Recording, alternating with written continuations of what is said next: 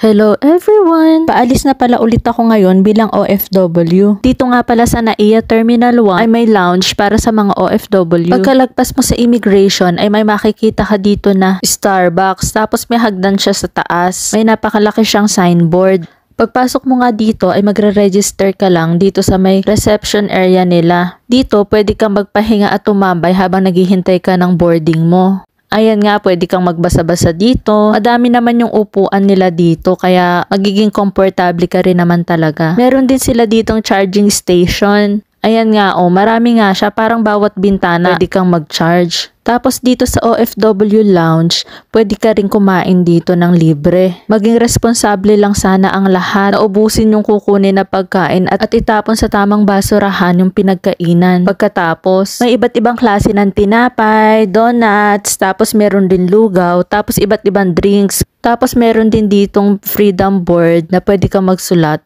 ng kung ano-ano. Ayan nga, nagsulat na din ako. Umalis na din pala ako nung boarding time ko na. Tapos bilang OFW, wag mo din palang kalimutan yung terminal fee mo. Dahil exempted tayo dito, 550 nga pala yung terminal fee na makukuha mo bago ka pumasok ng eroplano. Ipapakita mo lang yung OEC mo.